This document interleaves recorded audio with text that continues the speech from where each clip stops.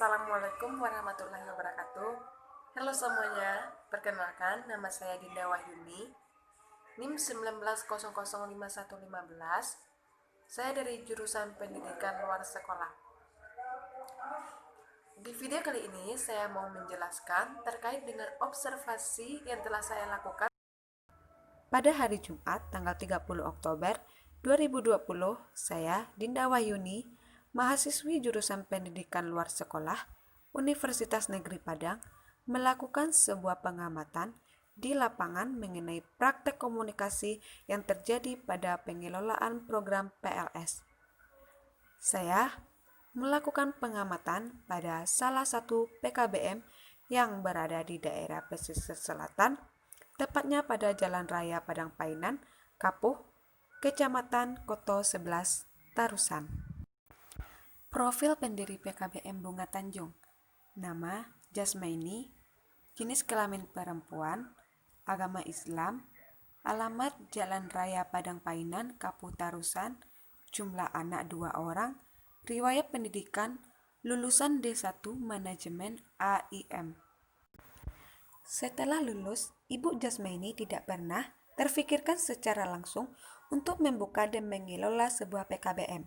Namun, Ibu Jasmaini mencari pengalaman di luar dengan bekerja pada banyak PKBM di luar sana dan mendapatkan begitu banyak pengalaman. Banyaknya sertifikat pelatihan yang telah diperoleh oleh Ibu Jasmaini yang menunjukkan betapa berkualitasnya keterampilan Ibu ini. Ibu Jasmaini bisa menjadi seorang instruktur, tutor, malahan bekerja pada sebuah lembaga. Nah, disinilah awal mula karir Ibu Jasmaini dimulai. Berawal dari hobi menjahit yang menghasilkan banyak karya bagus yang diminati oleh masyarakat. Masyarakat sangat berantusias untuk mau belajar menjahit dengan Ibu Jasmaini. Barulah di sini Bu Jasmaini kepikiran untuk membuka PKBM yang bisa membantu banyak orang, memberikan lowongan pekerjaan kepada mereka. PKBM ini dinamakan PKBM Bunga Tanjung yang didirikan pada tahun 2004 dan baru diizinkan pada tahun 2019. PKBM Bunga Tanjung buka dari Senin sampai dengan Jumat jam 9 pagi sampai jam 3 sore. Program-program yang ada di PKBM ini adalah menjahit dan menyulam. Alat atau sarana yang digunakan merupakan bentuk bantuan dari pemerintah dan nagari. Warga belajar yang belajar pada PKBM ini ada secara gratis, yaitu program anjuran dari pemerintah yang diberikan sebuah formulir, kemudian disetujui oleh pemerintah, namun pembelajarannya terbatas dan ada yang membayar mandiri, namun belajarnya sepuasnya. Kemudian yang kedua yaitu tahapan komunikasi persuasi. Pada hari Sabtu, tanggal 7 November 2020, saya Dinda Wahyuni kembali melakukan observasi pada PKBM Bunga Tanjung yang dikelola oleh Ibu Jasmaini. Topik kali ini, saya ingin mengetahui tahapan komunikasi persuasi seperti apa yang digunakan oleh Ibu Jasmaini dalam menarik perhatian serta minat bakat masyarakat. Karena yang saya perhatikan, di PKBM ini banyak sekali masyarakat yang berpartisipasi aktif. Tahapan yang dilakukan Ibu Jasmaini antara lain, yang pertama tahapan penginformasian. Tahapan ini merupakan tahapan komunikasi awal yang dilakukan oleh Ibu Jasmaini, di mana informasinya disesuaikan dengan data yang ada di PKBM tersebut. Ibu Jasmaini melakukan informasi ini lewat mulut ke mulut dengan menggunakan bahasa yang baik, benar, dan sesuai dengan fakta akan kelebihan dari PKBM yang dia kelola. Bahkan Ibu Jasmaini juga mempromosikan PKBM-nya ini lewat sosial media yang bertujuan agar tidak hanya masyarakat sekitar yang tahu akan PKBM ini, namun seluruh daerah bisa mengetahuinya. Yang kedua, tahapan menjelaskan. Setelah Ibu Jasmaini melakukan sebuah penginformasian kepada masyarakat terkait dengan PKBM-nya, barulah kemudian Ibu Jasmaini menjelaskan lebih detail terkait akan program dari PKBM-nya ini, yaitu menjahit dan juga menyulam. Seperti yang kita ketahui, menjahit merupakan pekerjaan yang tiada habisnya. Orang yang memiliki keahlian menjahit ini sangat diperlukan oleh orang banyak. Apalagi menjahit ini termasuk pekerjaan yang menjanjikan. Hasil karya yang diciptakan bisa diperjualbelikan kepada orang lain sehingga menghasilkan uang. Nah, bagi masyarakat yang ingin mendapatkan penghasilan, mereka pasti akan tertarik untuk mengikuti pelatihan atau kursus menjahit. Apalagi bisa dijadikan sebagai sebuah ladang usaha. Menjahit merupakan pekerjaan yang 99% mampu dilakukan masyarakat, tetapi tidak berketerampilan. Makanya pada PKBM ini seseorang dijadikan lebih berketerampilan lagi dalam menghasilkan karya-karya yang bagus. Kemudian ketiga, tahapan meyakinkan. Setelah Ibu Jasmaini menjelaskan terkait dengan program PKBM-nya, selanjutnya Ibu Jasmaini meyakinkan masyarakat untuk bisa meyakini program yang ada di PKBM-nya. Ini merupakan tantangan yang besar bagi Ibu Jasmaini. Namun, karena tekad yang kuat dengan pemberian informasi yang seadanya tidak dibuat-buat, dirasa cukup memberikan sebuah kepercayaan bagi masyarakat. Apalagi ditambah dengan pencapaian-pencapaian yang sudah diraih oleh Ibu Jasmaini, sehingga membuat masyarakat tambah percaya akan keberhasilan dari PKBM Bunga Tanjung ini. Lalu yang keempat, tahapan membujuk. Komunikasi persuasi merupakan proses pemberian informasi yang bertujuan untuk mengubah atau mempengaruhi kepercayaan, sikap dan perilaku seseorang sehingga bertindak sesuai dengan apa yang diharapkan komunikator.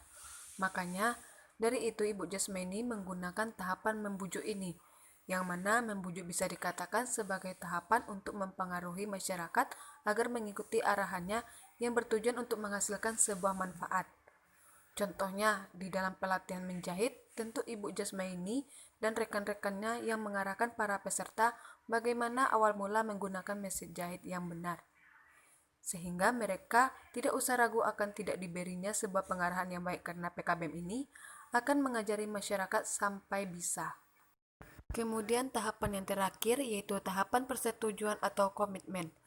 Kata Ibu Jasmaini, setelah dia melewati tahapan yang panjang, penginformasian secara detail kepada masyarakat, ternyata hasil yang ia dapatkan di luar prediksinya.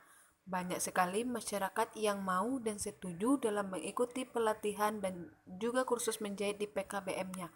Ini menandakan bahwa komunikasi yang selama ini Ibu lakukan bisa tersampaikan dengan baik kepada masyarakat sehingga mampu merubah kepercayaan mereka. Kemudian materi yang ketiga yaitu komunikasi persuasi tulisan dalam program PLS pada PKBM Bunga Tanjung. Pada hari Jumat tanggal 13 November 2020, saya kembali melakukan observasi terkait dengan komunikasi persuasi tulisan yang dilakukan Ibu Jasmaini terhadap PKBM-nya. Adapun bentuk aktivitas komunikasi tulisan yang dilakukan oleh Ibu Jasmaini antara lain yaitu yang pertama, mempromosikan PKBM Bunga Tanjung lewat sosial media yaitu Facebook. Ibu Jasmaini merasa tidak puas kalau mempromosikan PKBM yang dikelolanya ini hanya berdasarkan pada informasi mulut ke mulut saja. Palingan lingkup kerjanya hanya pada masyarakat di sekitar daerah tersebut yang mengetahui keberadaan PKBM ini. Padahal keinginan besar Ibu Jasmaini sangat mulia, yaitu memberdayakan masyarakat yang memang membutuhkan tempat untuk mengadu, tempat untuk masyarakat bisa mengembangkan kreativitas juga keterampilan yang dimiliki. Sehingga Ibu Jasmaini berpikir bagaimana cara mempromosikan PKBM-nya ini agar diketahui banyak orang bahkan luar daerah. Makanya salah satu alternatif yang digunakan oleh Ibu Jasmaini adalah sosial media yaitu Facebook, di mana pada Facebook ini akan berisikan informasi-informasi terkait dengan PKBM Bunga Tanjung. Gambar yang memperlihatkan bagaimana kreativitas masyarakat yang sudah bergabung pada PKBM ini. Dan masih banyak lagi informasi yang bisa memberikan sebuah pengaruh yang positif bagi komunikan atau masyarakat yang ingin bergabung pada PKBM Bunga Tanjung ini. Yang kedua, memakai media pamflet. Tidak hanya melalui Facebook, Ibu Jasmaini juga memakai media pamflet sebagai alternatif dalam memberikan informasi kepada khalayak masyarakat terkait dengan PKBM Bunga Tanjung. Media pamflet ini merupakan media yang umumnya digunakan oleh para pengusaha untuk mempromosikan produknya. Nah, Ibu Jasmaini menggunakan media pamflet ini dengan tujuan mempromosikan PKBM-nya sekaligus hasil karya dari PKBM Bunga Tanjung ini. Alasan mengapa Ibu Jasmaini memilih media ini karena selain menghemat pengeluaran, juga mudah pembuatannya, hanya memerlukan keterampilan berbahasa yang baik, serta menarik. Selain itu, media pamflet ini dapat menggapai orang banyak. Kemudian yang keempat, komunikasi persuasi lisan dalam program PLS pada PKBM Bunga Tanjung. Pada hari Jumat, tanggal 13 November 2020, saya melakukan observasi terakhir terkait dengan komunikasi lisan yang dilakukan Ibu Jasmani. Adapun bentuk aktivitas komunikasi lisan yang dilakukan oleh Ibu Jasmani adalah: pertama, pendekatan individual. Artinya, suatu pendekatan perorangan merupakan pendekatan yang dilakukan oleh Ibu Jasmani kepada salah satu anggota masyarakat. Jika komunikan tersebut tertarik dan mau ikut serta dalam PKBM-nya ini, maka Ibu Jasmani meminta tolong kepadanya untuk mempromosikan PKBM ini kepada orang lain yang ada di sekitarnya. Kemudian yang kedua, pendekatan kelompok. Artinya, pendekatan yang dilakukan di dalam lingkungan sekelompok orang atau masyarakat. Menurut keterangan Ibu Jasmani, awal mula dia memperkenalkan PKBM-nya ini adalah apabila dia melihat segerombolan masyarakat, maka dia akan singgah di situ dan mengambil peluang untuk mempromosikan PKBM-nya ini, tempat di mana masyarakat bisa berketerampilan. Dan tidak disangka, promosian yang dilakukan melalui pendekatan kelompok ini membuahkan hasil yang baik. Banyak di antara mereka yang berpartisipasi dan ikut serta dalam mempromosikannya kepada orang lain. Kemudian yang ketiga, di dalam pelaksanaan PKBM Bunga Tanjung, dilakukan teori dan praktek secara langsung atau lisan. Kata Ibu Jasmani, di saat dia akan melakukan sebuah proses pengajaran untuk memberikan keterampilan bagi peserta didiknya, dia menyampaikan teori dengan menggunakan komunikasi persuasi lisan sambil mempraktekannya kepada peserta dengan tujuan agar mereka lebih cepat paham sehingga mampu melakukannya sendiri. Menurutnya, sesuatu yang diucapkan saja tanpa dipraktekkan sama saja dengan bohong. Untuk itu, antara teori dan praktek harus beriringan. Menurut keterangan Ibu Jasmani, komunikasi persuasi lisan yang dilakukannya untuk memperkenalkan PKBM Bunga Tanjung adalah lewat mulut ke mulut, melalui pendekatan individu dan juga pendekatan kelompok, yang di dalam pelaksanaannya menyampaikan teori dan praktek dengan komunikasi persuasi secara langsung atau lisan.